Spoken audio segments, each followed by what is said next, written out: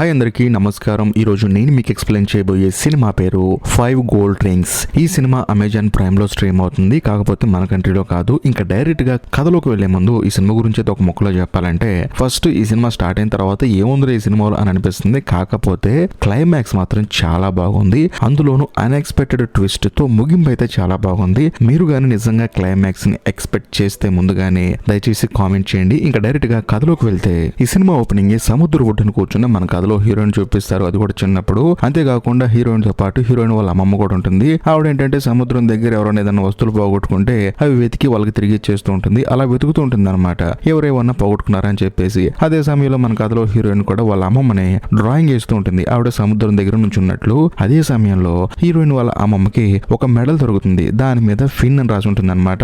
దాంతో హీరోయిన్ వాళ్ళ అమ్మమ్మ ఏమంటుందంటే, ఫిన్ అనే అతను ఈ మెడల్ పోగొట్టుకున్నాడు, ఇది మనం అతనికి తిరిగి ఇచ్చేయాలని చెప్పేసి హీరోయిన్ దగ్గరకు వస్తుంది. దాంతో హీరోయిన్ కూడా తను వేసిన డ్రాయింగ్ చూపిస్తుంది. అది కూడా క్రిస్మస్ గిఫ్ట్ గా నీకు ఇచ్చానమ్మా అని చెప్పంటంతో ఆ పెద్దవాడు కూడా ఎంతగానో ఆనందపడుతుంది. ఇంటికి వచ్చి చూస్తే హీరోయిన్ వాళ్ళ అమ్మ ఉంటుంది అనమాట. బేసికల్ గా హీరోయిన్ కి నాన్న లేడు. హీరోయిన్ వాళ్ళ అమ్మ ఏంటంటే యాంటిక్ షాప్ ని రన్ చేస్తుంది అనమాట. అంటే పాతకాలపు వస్తువులను అమ్ముతూ ఉంటుంది. అదే సమయంలో హీరోయిన్ వాళ్ళ అమ్మ ఏమంటుందంటే, ఆ మెడల్ ఉంది కదా, దాన్ని నా ప్రైవేట్ ప్లేస్ లో దాచిపెట్టని చెప్పంటంతో హీరోయిన్ కూడా ఆవిడ డెస్క్ దగ్గరికి వెళ్ళి, ఎవరికి కనిపించిన ప్లేస్ లో ఒక తాళం ఉంటుంది, దాన్ని తీసి దాని పక్కనే ఇంకొక డెస్క్ ఉంటుంది, ఆ డెస్క్ ను ఓపెన్ చేసి ఆ మెడల్ హీరోయిన్ అందులో పెడుతుంది. కట్ చేస్తే ఈ పెద్దవిడ ఏం చేస్తుందంటే, హీరోయిన్ ఒక డ్రాయింగ్ వేసింది కదా, దాన్ని వాల్కి సెట్ చేసి, ఎంత అద్భుతంగా వేసిందో చూడు నీ కూతురు, తను పెద్ద అయిన తర్వాత ఒక గొప్ప ఆర్టిస్ట్ అవుతుందని చెప్పేసి ఆ పెద్ద ఆవిడ హీరోయిన్ ని పొగుడుతుంది. కట్ చేస్తే కొన్ని సంవత్సరాల తర్వాత సినిమా ఓపెన్ అవుతుంది. హీరోయిన్ ఏమో న్యూయార్క్ లో అనుకున్నట్లుగానే ఒక పెద్ద ఆర్టిస్ట్ అవుతుంది. మరోవైపు ఊర్లో ఉన్న ఆ పెద్ద ఆవిడ చనిపోతుంది. ఆ పెద్ద ఆవిడ బొమ్మ గీసింది కదా హీరోయిన్, ఆ బొమ్మను చూస్తూ హీరోయిన్ వాళ్ళమ్మ మురిసిపోతూ ఉంటుంది. అదే సమయంలో హీరోయిన్ కి వాళ్ళమ్మ ఫోన్ చేస్తుంది. బేసికల్ గా హీరోయిన్ కూడా తెలుసు ఆ పెద్ద ఆవిడ చనిపోయిందని. అంతేకాకుండా ఆవిడ ఫ్యూనరల్ కూడా అటెండ్ అవుతుంది. కాకపోతే హీరోయిన్ వాళ్ళ అమ్మకి ఏంటంటే, హీరోయిన్ వాళ్ళ అమ్మమ్మ లేకపోవడం వల్ల ఆవిడ చాలా ఇబ్బంది పడుతూ ఉంటుంది. అంతేకాకుండా హీరోయిన్ కూడా దూరంగా ఉంటుంది కదా, దాంతో తానేం చేస్తుందంటే, ఈ యాంటిక్ షాప్ ని రన్ చేయలేకపోతున్నానమ్మా, నేను అమ్మేద్దాం అనుకుంటున్నానని చెప్పేసి అంటుంది. కాకపోతే హీరోయిన్ కి ఏంటంటే, ఆ యాంటిక్ షాప్ అనేది వాళ్ళ అమ్మమ్మ గారి జ్ఞాపకంగా ఉంటుంది. కానీ హీరోయిన్ ఏమో అదే షాప్ కి వచ్చి పని చేయలేదు. తనకేమో పెద్ద ఆర్టిస్ట్ అవ్వాలని కోరిక, అందులోనూ ఆర్టిస్ట్ గా రన్ అవుతుంది. దాంతో హీరోయిన్ వాళ్ళ అమ్మ ఏమంటుందంటే, నీ కోసం మీ అమ్మమ్మ ఏదో టాస్క్ ఇచ్చిందమ్మా, ఒక 5 రింగులంట, అవి ఎవరి వాళ్ళకి ఇచ్చారంట అని చెప్పేసి నీ కోసం సెపరేట్ గా లెటర్ రాసింది, కావాలంటే నువ్వే వచ్చి చూడని చెప్పంటంతో హీరోయిన్ కూడా సర్లే అని చెప్పేసి క్రిస్మస్ కి ఒక 10 రోజుల ముందు వాళ్ళ ఊరు వస్తుంది అనమాట. వచ్చిన తర్వాత ఇంటి దగ్గర చార్లీ అని చెప్పేసి ఒక జ్యువెలరీ షాప్ ఓనర్ కనిపిస్తాడు. హ్యాపీ క్రిస్మస్ అని చెప్పేసి అడ్వాన్స్ గా చెప్పేసి హీరోయిన్ ని పలకరిస్తాడు. హీరోయిన్ కూడా అతన్ని నవ్వుతూ పలకరిస్తుంది. ఆయన అక్కడి నుంచి వెళ్ళిపోతాడు. వెళ్ళిపోయిన తర్వాత డయానా అనే ఒక లేడీ వస్తుంది అనమాట. ఆవిడ కూడా హీరోయిన్ వాళ్ళ అమ్మలాగా యాంటిక్ షాప్ పెట్టుకుని రన్ చేస్తుంది. కాకపోతే హీరోయిన్ వాళ్ళ షాప్ రన్ అయినంతగా వాళ్ళ షాప్ రన్ అవ్వదు. కాకపోతే ఆవిడ హీరోయిన్ ఏమంటుందంటే, ప్రతి సంవత్సరం లాగా ఈ సంవత్సరం కూడా ఫండ్స్ కోసం అని చెప్పేసి నేను ఆర్ట్ కాన్సెప్ట్ ని రన్ చేస్తున్నాను, నువ్వు ఆర్టిస్ట్ కదా, నువ్వు కూడా ఈ కాంటెస్ట్ లో పార్టిసిపేట్ చేయొచ్చు కదా అని చెప్పేసి అంటంతో సర్లే చూద్దాం అని చెప్పేసి హీరోయిన్ అంటుంది. ఆ తర్వాత హీరోయిన్ వాళ్ళ అమ్మ ఇద్దరు ఇంట్లోకి వస్తారు. వచ్చిన తర్వాత హీరోయిన్ వాళ్ళ అమ్మ ఏమంటుందంటే, అమ్మమ్మ డెస్క్ చూడని చెప్పంటంతో హీరోయిన్ కూడా సరే అని చెప్పేసి వెళ్ళి డ్రాయర్ ని ఓపెన్ చేసి చూస్తుంది అనమాట. అందులో ఒక లెటర్ ఉంటుంది హీరోయిన్ పేరు రాసి. అందులో హీరోయిన్ వాళ్ళ అమ్మమ్మ ఏమంటుందంటే, నాకు క్యాన్సర్ వచ్చిందమ్మా, 4th స్టేజ్ లో ఉన్నప్పుడు నేను పసిగట్టాను, తెలుసు కదా నాకున్న హాబీ ఏంటో, రోడ్డు పక్కన అన్ని మంచి మంచి వస్తువులు ఏమైనా ఉంటే వెతుకుతూ ఉంటాను, అది ఎవరైతే పోగొట్టుకుంటారో వాళ్ళకి తిరిగి ఇచ్చేస్తూ ఉంటాను. కాబట్టి 5 డిఫరెంట్ రింగుల్ని నేను కలెక్ట్ చేశాను. క్రిస్మస్ అయిపోయే లోపు వాళ్ళ రింగులను వాళ్ళకి తిరిగి ఇచ్చేసేయి, వాళ్ళు ఎంతగానో ఆనందపడతారు. అంతేకాకుండా ఇదే నా చివరి కోరిక అని చెప్పడంతో హీరోయిన్ కూడా వాళ్ళ అమ్మమ్మ కోసం ఒప్పుకుంటుంది. అంతేకాకుండా ఆ లెటర్ లింక్ కూడా రాస్తుంది, కావాలంటే ఈ రింగులు ఇవ్వడానికి నీకు ఫిన్ హెల్ప్ చేస్తాడని చెప్పేసి ఫిన్ ని మీట్ అవ్వమంటుంది. దాంతో హీరోయిన్ కూడా సరే అంటుంది. కట్ చేస్తే మరుసటి రోజు మన కథలో హీరోయిన్ ఫిన్ ని మీట్ అవుతుంది. ఫిన్ అంటే ఎవరో కాదు, మన కథలో హీరో. ఇంకా ముఖ్యంగా తాను ఒక ప్రైవేట్ ఇన్వెస్టిగేటర్ అనమాట. అసలు ఫిన్ దగ్గరికి హీరోయిన్ ఎందుకు పంపించిందంటే, ఈ సినిమా స్టార్టింగ్ లో ఒక మెడల్ చూసింది కదా పెద్ద ఆవిడ, ఆ మెడల్ ఎవరిదో కాదు హీరోదే అనమాట. అది కూడా చిన్నప్పుడు పోగొట్టుకున్నాడు. దాన్ని మన కథలో ఆ పెద్ద ఆవిడ తిరిగి ఇవ్వడం వల్ల హీరో ఎంతగానో ఆనందపడతాడు. ఇప్పటికి కూడా ఆ మెడల్ ని మెడలో వేసుకుని ఉంటాడు. ఎందుకు అలా వేసుకుని అని చెప్పి అడిగితే, ఇది నా లక్కీ మెడల్, ఇది నా మెడలో ఉన్నప్పుడు నేను ఏదనుకుంటే జరుగుతుందని చెప్పేసి తను ఒక సెంటిమెంట్ గా భావిస్తున్నానని చెప్పేసి హీరోయిన్ చెప్తాడు. దాంతో హీరోయిన్ కూడా క్యాజువల్ గా మాట్లాడుతుంది. బేసికల్ గా హీరోయిన్ ఫిన్ ఒకే ఊర్లో ఉంటున్నా సరే, హీరోయిన్ వాళ్ళ అమ్మమ్మ ఆ మెడల్ ఇచ్చేటప్పుడు మాత్రం వీళ్ళు పరిచయం చేసుకుంటారు. ఆ తర్వాత అసలు కలుసుకోరు. ఇప్పుడు కలిశారు మళ్ళీ. ఆ తర్వాత హీరోయిన్ జరిగిన కథ మొత్తం చెప్తుంది. ఇలాగా 5 రింగులు ఉన్నాయి, 5 రింగులు ఎవరి వాళ్ళకి ఇచ్చేయాలి, అది కూడా క్రిస్మస్ లోపు. కాకపోతే అందులో నాకు బెస్ట్ రింగ్ మాత్రం లాస్ట్ లో ఇవ్వాలని చెప్పేసి మా బామ్మ రాసిందని చెప్పి అనడంతో హీరో కూడా ఒప్పుకుంటాడు. ఎందుకంటే తనకు కూడా ఆ పెద్దవాడు అలాగే తిరిగి ఇచ్చింది కదా ఒక వస్తువు, అందుకని ఒప్పుకుంటాడు. హీరోయిన్ అడుగుతుంది, నీకు డబ్బులు ఎంత కావాలని చెప్పి అనడంతో హీరో మాత్రం తర్వాత చూసుకుందాం అని చెప్పేసి అంటాడు. మీరు అనుకోవచ్చు, ఈ 5 రింగుల పంచితే ఏం వస్తుంది ఆవిడకి అని చెప్పేసి. కానీ లాస్ట్ రింగ్ లో మాత్రం ఒక ట్విస్ట్ ఉంది. కథ చాలా బాగుంటుంది, వినండి. దాంతో మన కథలో హీరోయిన్ కూడా తన దగ్గర ఉన్న 5 రింగుల్ని బయట తీస్తుంది. అందులో బాగా ఉన్నదో దాన్ని పక్కన పెట్టేస్తుంది. ఎందుకంటే దాని లాస్ట్ లో చూడమంది కదా వాళ్ళ అమ్మమ్మ, అందుకని ఆ రింగ్ ని పక్కన పెట్టేస్తుంది. ఇప్పుడు అందులో నుంచి ఒక చైన్ తీస్తుంది. ఆ చైన్ కు ఒక రింగ్ అటాచ్ అయి ఉంటుంది. దాని మీద Elizabeth finest dancer in Clara role అని చెప్పేసి రాసి ఉంటుంది రష్యన్ లాంగ్వేజ్ లో. దాన్ని డీకోడ్ చేసిన తర్వాత హీరోకి ఏం అర్థం కాదు ఎవరు ఇవిడే అని చెప్పేసి. అదే సమయంలో హీరోయిన్ ఏముంటుందంటే, మన ఊర్లో స్టేజ్ డాన్సులు చేస్తారు కదా, అందులో క్లారా అని ఒక రోల్ ఉంటుంది. ఒకవేళ ఆ రోల్ బాగా చేసిన ఎలిజబెత్ అనే అమ్మాయికి ఈ చైన్ గిఫ్ట్ గా ఇచ్చుంటారు. మన ఊర్లో స్టేజ్ డ్రామా జరిగే ప్రతి ఒక్క ప్లేస్ కి మనం వెళ్ళి ఎంక్వైరీ చేస్తే ఈ ఎలిజబెత్ ఎవరో తెలుస్తుందని చెప్పేసి ఒక స్టేజ్ డ్రామా జరిగే ప్లేస్ కి వెళ్తారు. వెళ్ళిన తర్వాత అక్కడ ఉన్న మేనేజర్ ని కాంటాక్ట్ అవుతారు. ఆవిడ దగ్గరికి ఎలిజబెత్ ఎవరో తెలుసా మీకు అని చెప్పంటే, ఆవిడ ఏమంటుందంటే, మేడం నేను జాయిన్ అయ్యి 5 సంవత్సరాలు అవుతుందండి, ఇప్పటి వరకు ఎలిజబెత్ అనే పేరున్న వాళ్ళు ఎవరు లేరు, కావాలంటే ఓల్డ్ రికార్డ్స్ చూపిస్తానని చెప్పేసి హీరోయిన్ కి హీరోకి ఓల్డ్ రికార్డ్స్ అని ఇస్తుంది. వాటన్నిటిని ప్రాపర్ గా చదివిన తర్వాత వాళ్ళకి తెలిసే విషయం ఏంటంటే, ఇప్పటి వరకు 3 ఎలిజబెత్ అనే అమ్మాయిలు క్లారా అనే రోల్ ప్లే చేశారు. వాళ్ళు 3 ఈ ఊర్లో ఉన్నారా లేకపోతే ఈ ఊర్లో నుంచి వెళ్ళిపోయారని చెప్పేసి హీరోయిన్ ఇద్దరు మాట్లాడుకుంటూ సరే మనం ఆన్లైన్ లో వెతుకుదాం అనుకుంటారు. అదే సమయంలో హీరోకి వాళ్ళమ్మ ఫోన్ చేస్తుంది. ఫోన్ చేసి హీరోయిన్ తీసుకుని ఇంటికి రారా ఫోన్ చేద్దామని చెప్పడంతో హీరో కూడా సరే అని చెప్పేసి హీరోయిన్ ని తన ఇంటికి తీసుకెళ్తాడు. తీసుకెళ్లిన తర్వాత హీరోయిన్ ని హీరో వాళ్ళ అమ్మ రిసీవ్ చేసుకుంటుంది. ఆ తర్వాత ముగ్గురు కలిసి భోజనం చేస్తారు. ఇక్కడ ఇంకో హైలైట్ విషయం ఏంటంటే, హీరో వాళ్ళ అమ్మ కూడా ఒక ఆర్టిస్ట్, తాను కూడా ఆ డయానా రన్ చేస్తుంది కదా ఆర్ట్ కాంటెస్ట్, అందులో పార్టిసిపేట్ చేద్దాం వద్దా అని చెప్పేసి దానికోసం సెపరేట్ గా తాను కూడా ఒక ఆర్ట్ వేస్తుంది. దాన్ని చూసిన తర్వాత హీరోయిన్ ఏమంటుందంటే, చాలా అద్భుతంగా వేశారండి, మీరు పార్టిసిపేట్ చేయండి అని చెప్పంటంతో హీరో వాళ్ళ అమ్మ కూడా సరే అంటుంది. కట్ చేస్తే మరుసటి రోజు హీరోయిన్ కలవడానికి హీరో డైరెక్ట్ గా తన షాప్ కి వచ్చేస్తాడనమాట.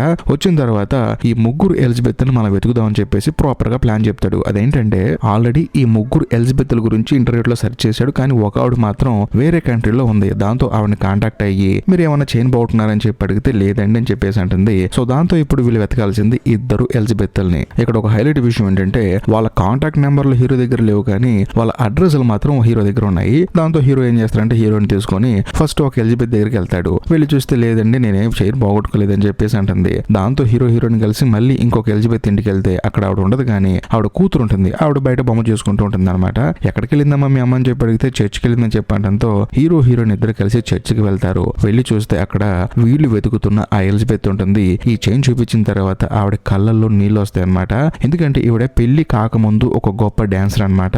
ఈవిడ డాన్సింగ్ అద్భుతంగా చేసిందని, అందులోనూ క్లారా రోల్ చాలా అద్భుతంగా ప్లే చేసిందని ఒక గ్రేట్ రష్యన్ డాన్సర్ ఈవిడకి గిఫ్ట్ గా ఇచ్చింది. కాకపోతే దాన్ని పోగొట్టుకుంది. ఇప్పుడు మళ్ళీ తన గిఫ్ట్ తనకు తిరిగి వచ్చిందని చెప్పేసి ఎంతగానో ఆనందపడుతుంది. అది చూసిన తర్వాత హీరోయిన్ కి అప్పుడు అర్థం అవుతుంది, ఎవరైనా ఒక వస్తువు ఇష్టమైన దాన్ని పోగొట్టుకున్నప్పుడు దాన్ని మనకు సంబంధం లేని వాళ్ళు వచ్చి మళ్ళీ తిరిగి ఇచ్చినప్పుడు వాళ్ళ కళల్లో వచ్చే ఆనందం అంతా ఇంత కాదు, ఆ ఆనందానికి కారణమైన మనకైతే ఇంకా ఆనందం ఉంటుందని చెప్పేసి హీరోయిన్ అర్థం చేసుకుంటుంది. ఆ తర్వాత తిరిగి ఇంటికి వచ్చేస్తుంది. వచ్చిన తర్వాత వాళ్ళ అమ్మకి జరిగింది మొత్తం చెప్తుంది. ఇంకా మిగిలింది 4 రింగులు. అందులో బ్రాస్లెట్ ఒకటి ఉంది కదా, దాన్ని క్లీన్ చేద్దామని చెప్పేసి హీరోయిన్ వాళ్ళ అమ్మ ఆ బ్రాస్లెట్ ని తీసుకెళ్లి వెనిగర్ లో వేస్తుంది. అదే సమయంలో మన కథలో హీరోయిన్ చెప్తుంది అనమాట వాళ్ళ అమ్మకి, అమ్మ నేను న్యూయార్క్ లో ఒక ఆర్టిస్ట్ అని చెప్పాను కదా, నేను అంతగా పర్ఫార్మెన్స్ ఏం చేయట్లేదమ్మా, నేను ఒక ప్రైవేట్ జాబ్ చేసుకుంటున్నానని చెప్పడంతో దానికి ఎందుకమ్మా కంగారు పడతావు, జీవితాంతం అదే జాబ్ చేసుకుంటూ బతుకుతావు ఏంటి, నువ్వంటూ ఒక జీవిత లక్ష్యాన్ని పెట్టుకుని దానికోసం పోరాడుతున్నావు, ఇంతటితో వదిలేని చెప్పడంతో హీరోయిన్ కూడా ఎంతగానో ఆనందపడుతుంది. వాళ్ళ అమ్మ తనకు సపోర్ట్ గా మాట్లాడుతుందని చెప్పేసి. ఇంకా మిగిలింది 3 వస్తువులు ఉన్నాయి కదా, అంటే ఒక దాన్ని వెనిగర్ లో వేశారు, ఇంకా 3 రింగులు ఉన్నాయి కదా,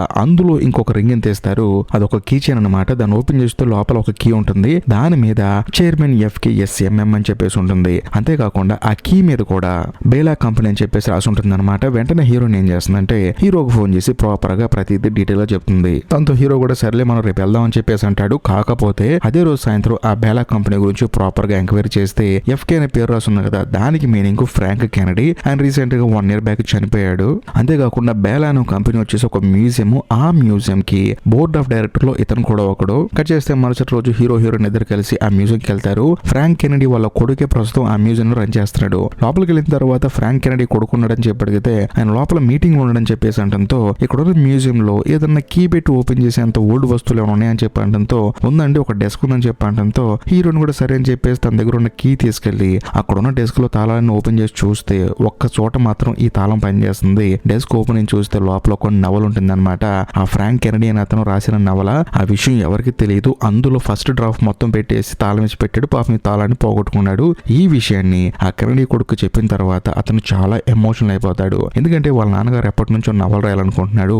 అందులోనూ ఆయన రాయకుండానే చనిపోయాడని చెప్పేసి నేను కూడా ఎంతగానో బాధపడ్డాను, కానీ చివరికి ఇలా జరిగింది, నాకు ఇప్పుడు ఎంతో ఆనందంగా ఉంది, మా నాన్నగారి చివరి కోరిక కూడా నెరవేరింది, కాబట్టి మీకు ఎంత డబ్బులు కావాలంటే అంత డబ్బులు ఇస్తానని చెప్పి అనడంతో హీరోయిన్ ఏమంటుందంటే ముందు ఆ నవల్ని పబ్లిష్ చేయండి, దాంట్లో చివరిగా మా పేరేయండి, అంతే, అంతకుమించి చేయలేదని చెప్పి అనడంతో ఆయన కూడా తప్పకుండా అని చెప్పేసి అంటాడు. దాంతో హీరోయిన్ ఇద్దరు కలిసి ఎంతో ఆనందంగా బయటకు వస్తారు. రెండో పని కూడా పూర్తయిపోయిందని చెప్పేసి. ఆ తర్వాత హీరోయిన్ ఇద్దరు కలిసి హీరోయిన్ వాళ్ళ అమ్మ దగ్గరకు వస్తారు. వచ్చిన తర్వాత హీరోయిన్ ఏమంటుందంటే ఇప్పుడు మనం మూడో వస్తువు ఎవరిదో కనిపెట్టాలి కాబట్టి మిగిలిన 3 వస్తువుల్ని మన సోషల్ మీడియా పోస్ట్ లో పెడదామని చెప్పి అనడంతో హీరోయిన్ వాళ్ళ అమ్మ కూడా ఐడియా బాగుంది కదా, మన అఫీషియల్ పేజ్ లో పెడదామని చెప్పేసి వాళ్ళ antique piece shop official page ఉంటుంది కదా సోషల్ మీడియాలో, దాంట్లో పోస్ట్ చేద్దామంటారు. అంతేకాకుండా ఆ బ్రాస్లెట్ ని హీరోయిన్ వాళ్ళ అమ్మ శుభ్రంగా కడిగి చూపిస్తుంది. చూస్తే చాలా అద్భుతంగా ఉంటుంది. ఇంకా ముఖ్యంగా దాని మీద సియోబాన్ అని చెప్పేసి ఒక పేరు కూడా రాసి ఉంటుంది. అప్పుడు హీరోయిన్ వాళ్ళ అమ్మ ఏమంటుందంటే మన ఇంటికి కొంచెం దూరంలోనే ఒక పెద్ద చర్చ్ ఉంది, ఆ చర్చ్ సింబల్ ఈ బ్రాస్లెట్ మీద ఉంది, అది ఇంతకు ముందే కాలిపోయి మొత్తం మంటల్లో తగలబడిపోయింది, కాబట్టి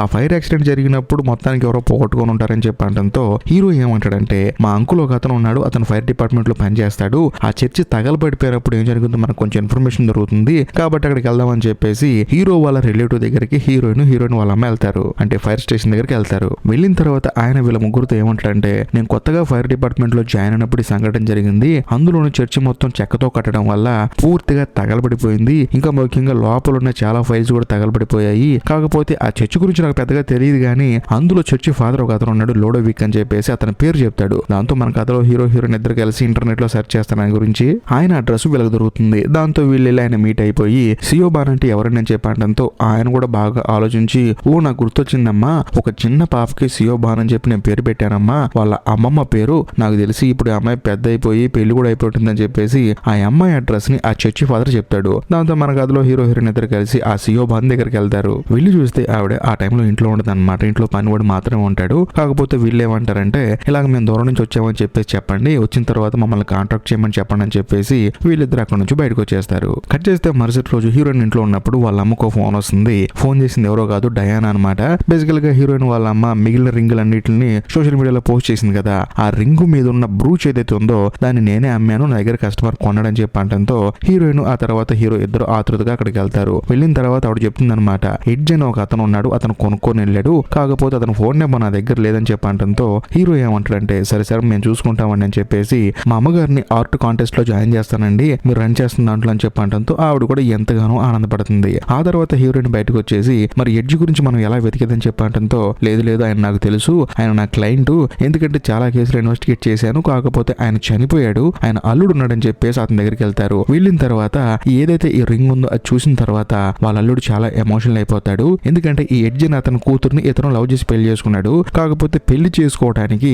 ఎడ్జ్ అని అతను ఒక షరతు పెడతాడు, 2 రింగులు తయారు చేసి ఒక రింగిని పార్క్ లో పెట్టి ఆ రింగు నువ్వు వెతికి తీసుకొస్తేనే నా కూతురు నీకు ఇచ్చి పెళ్లి చేస్తా అని చెప్పి అన్నాడు. కాకపోతే ఆ రింగు వెతికేటప్పుడు ఒక పెద్ద సునామీ వచ్చేసింది. అంతేకాకుండా మంచు పట్టడం వల్ల ఆ మంచులో మొత్తం కొట్టుకుపోయింది అనమాట.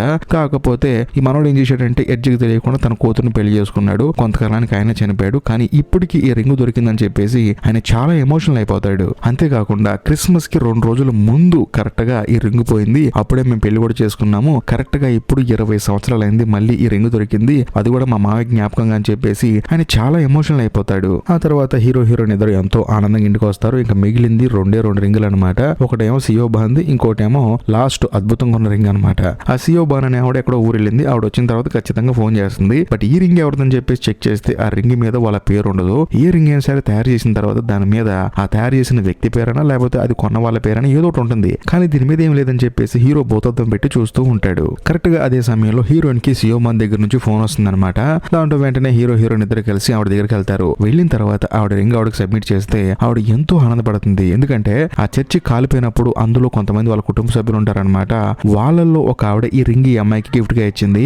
అందుకని ఆవిడ చాలా ఎమోషనల్ అయిపోతుంది, అంటే సియోబాన్ ఎమోషనల్ అవుతుంది. ఆ తర్వాత హీరోయిన్ ఎంతో ఆనందంగా తిరిగి ఇంటికి వచ్చేస్తారు. హీరోయిన్ అయితే ఈ ఒక్క రింగ్ ఎలా ఇవ్వాలని చెప్పేసి ఆలోచిస్తూ ఉంటుంది. కట్ చేస్తే అదే రోజు సాయంత్రం డయానా రన్ చేస్తుంది కదా ఆర్ట్ కాన్సెప్ట్, ఆ ఫంక్షన్ జరుగుతుంది అనమాట.